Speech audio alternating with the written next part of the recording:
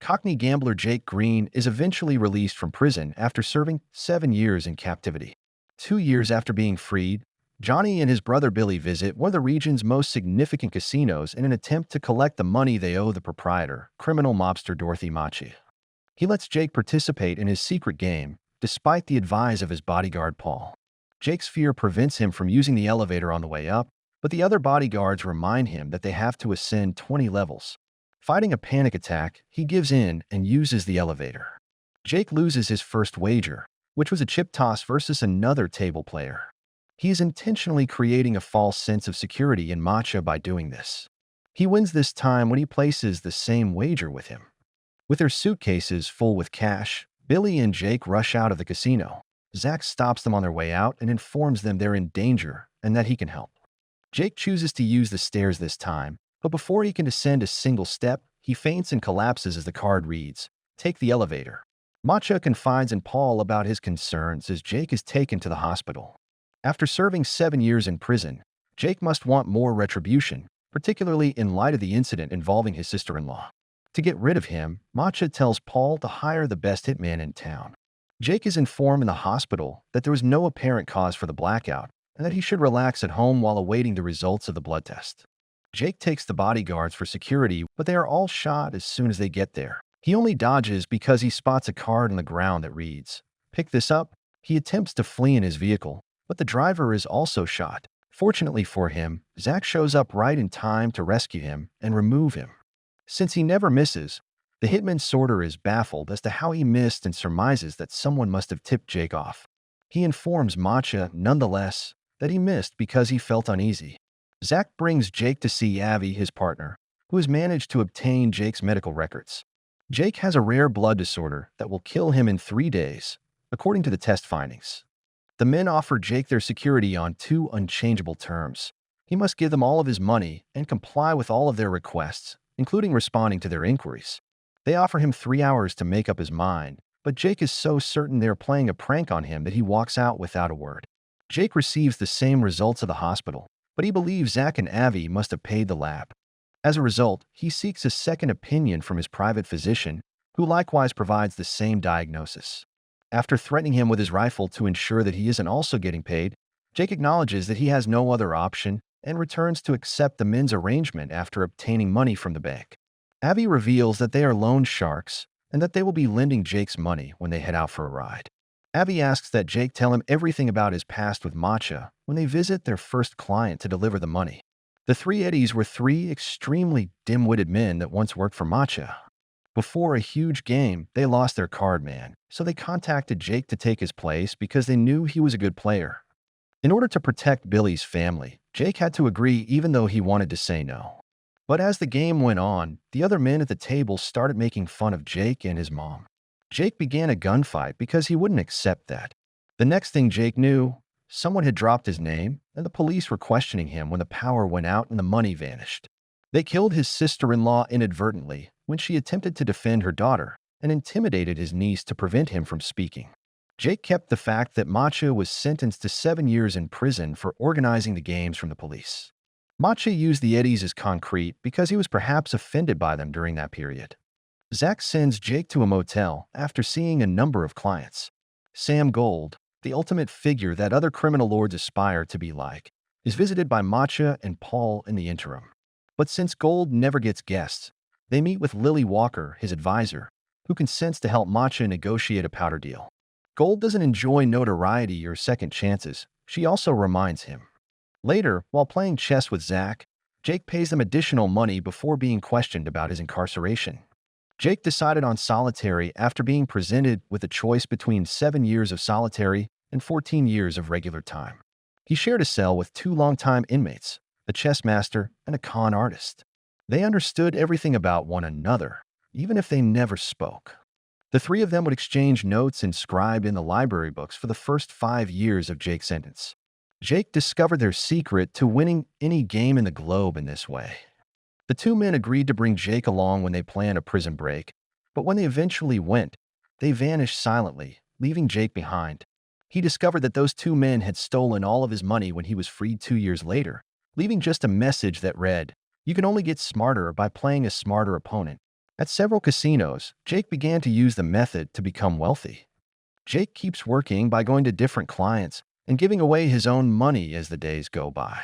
He can't bring himself to harm helpless, desperate individuals, even if he's meant to threaten them if they don't pay.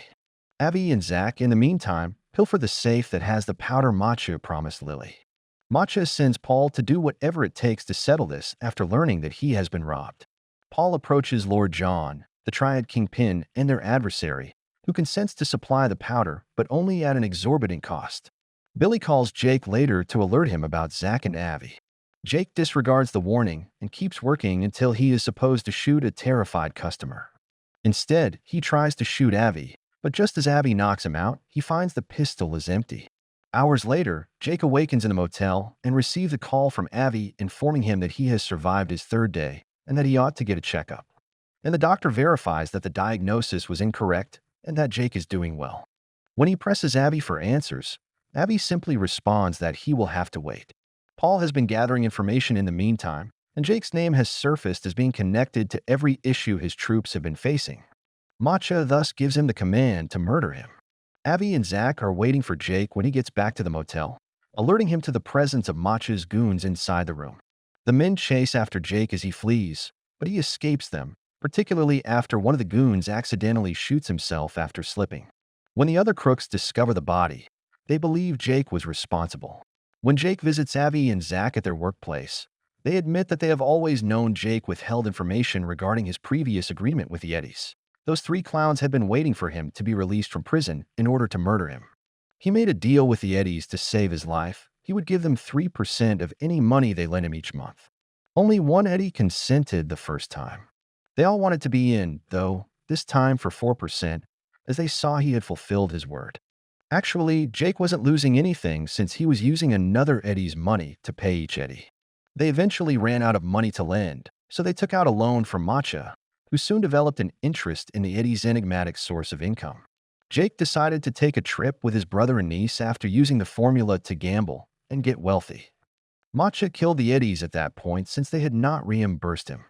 Speaking of Matcha, his goons stop over to inform him that Jake got away when he is eating dinner at a classy restaurant, after realizing that John's lover is posing as a server. He just wounds her, though, and his shot is still off. In the midst of the chaos, the woman is able to shoot Matcha's finger off before she dies. Sorter is then dispatched to assassinate Lord John and his soldiers at their hiding place. Let's move back to Jake, who is still playing golf on a roof with Zach and Abby. They tell him that since gold doesn't exist, no one ever gets to see him. He is nothing more than the embodiment of avarice and vanity. Only those who invest in him are under his control. Jake must so alter the guidelines that govern what he permits to govern him. Jake then stealthily enters Matcha's bedroom. Before departing, Jake accepts Matcha as the superior criminal lord, apologizes to him for defrauding him of his money, and informs him that he has made a donation in his honor while battling the voices in his head that stand in for his ego. Jake uses the elevator, which becomes stuck on the 13th floor, to face his fears. He has a mental dialogue while battling a panic attack in which he finally leaves the game as a free man and rejects his ego. Driven insane by his own vanity, Jake sees Matcha waiting for him with a gun on the ground floor as the elevator starts up again. But Jake is content with himself and just passes him. Matcha is enraged by this since he finds it incomprehensible that someone would not be afraid of him. When the men discover him, they start assaulting him and questioning him, not believing him when he claims he has no idea where Jake and the powder are. Sorter becomes uneasy as Paul's tactics of torture rapidly intensify, particularly when they force the girl to come out of the cupboard after they hear her sob. Sorter overcomes his ego and starts executing his fellow henchmen in a methodical and efficient manner, refusing to harm a child. But in the end, he makes a mistake and also dies. Meanwhile, Lily pays Matcha a visit. Gold, who dislikes attention and is upset to see Matcha's name plastered on the tabloids, offers him a wreath.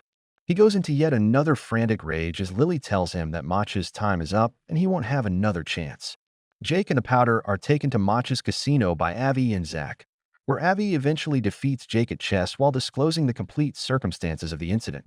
The men in the cells next to Jake's had been him and Zach, and they had always wanted to take him away with them.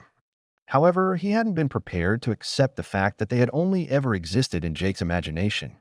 Sadly, he doesn't have time to process this since the bodyguards from the casino arrive to take him to see Matcha, who is accompanied by the girl. When the powder sacks fall to the ground, Jake assures his niece that everything will be all right. Even though Matcha is aiming his rifle at the girl, he still shows no signs of fear, which enrages Matcha. Matcha puts the gun to his head and fires because he feels embarrassed, and his inner ego voices conclude that Jake is incapable of harming a deceased man.